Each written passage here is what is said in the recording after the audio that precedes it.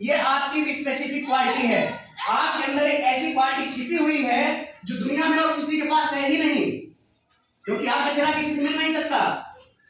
ये है, इनका चेहरा किसी से नहीं मिलेगा। तो ये क्या हुआ, इसी को लेकर के कहा गया कि हर व्यक्ति के अंदर एक विशेष प्रतिभा है, और उस विशेष को पढ़ने के लिए जब हम अपने ग्रंथों में जाएंगे तो हमें पता चल जाएगा कि हमारे अंदर विशेषता क्या है। और अगर हम अपनी विशेषता को छोड़ करके, जैसे बच्चा साइंस पढ़ना चाहता है, अब अगर हम इसको केवल वेद पढ़ाएंगे तो ये विफल हो जाएगा। यदि किसी बच्चे का इंटरेस्ट गणित में है और उसको कुछ और पढ़ाया जाएगा तो फेल हो जाएगा, क्योंकि उसके अंतर्गत वो विशेष क्वालिटी है। और उस विशेष चीज को पढ़ने के लिए अपने आप को जागरूक करना पड़ता है। हिरण जानते हैं, हिरण, मृग के पास एक कस्तूरी होती है, वो बहुत सुगंधित होती है, इतनी सुगंधित होती है कि वह पूरे जंगल में भ्रमण करता रहता है उसकी खुशबू के लिए।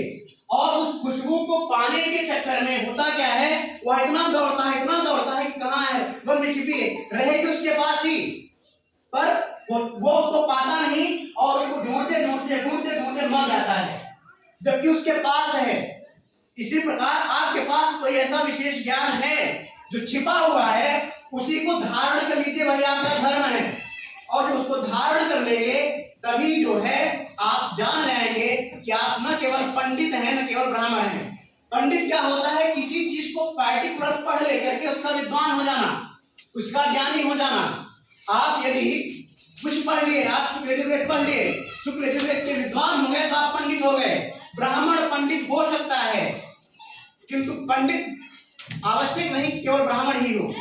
समझ गए? अपने आप की जो परंपरा रही है वह यह रही कि जो ब्राह्मण, क्षत्रिय, वैश्य और शूद्र रहा हो, ब्राह्मण को वेद पढ़ने का कारण दिया गया था।